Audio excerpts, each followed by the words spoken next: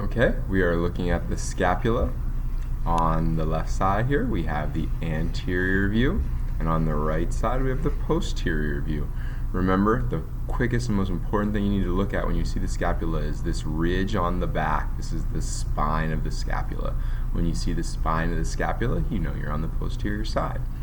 Now, above the spine, we have this nice smooth area right here called your supraspinous fossa. And that means the area above the spine. And remember what little rotator cuff muscle's in there? Your supraspinatus muscle. Below the spine, in this big area right here, we now have the infraspinous fossa.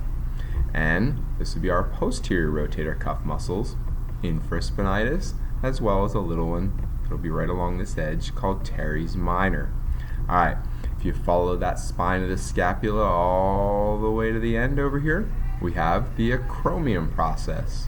And the acromion process is important because that's where your acromioclavicular joint will be. So your clavicle meets right here. Alright, and this is the medial sides. This is your medial border of your scapula.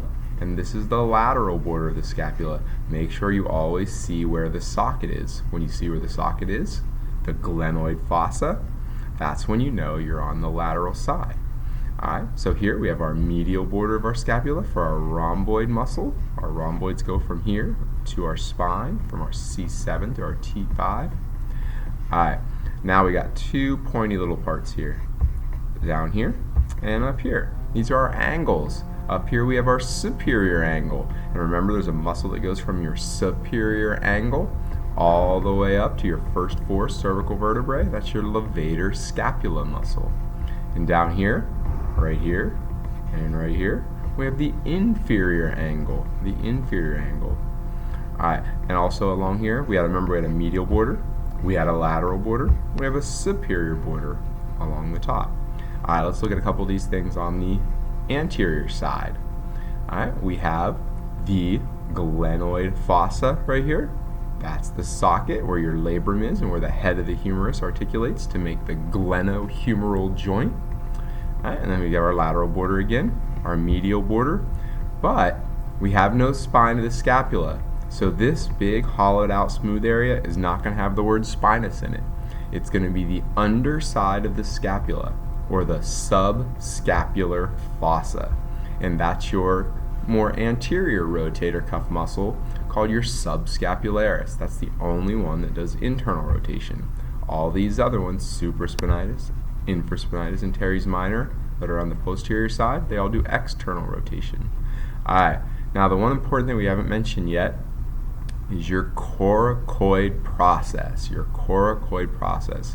That's seen better from the anterior side right here.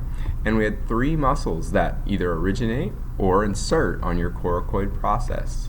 Your pectoralis minor, your short head of your biceps brachii, and your coracobrachialis muscle. Alright, and there's your acromion process from the front view. Remember, that's where your clavicle inserts. Alright, and we had a couple more things here. We had a rough bump right here, and we had a rough bump up here. That was the tubercles. The supraglenoid tubercle on the top here for the long head of your biceps, and the infraglenoid tubercle down here for the long head of your triceps. Oh, one last little silly thing here. We got a little scapular notch right here.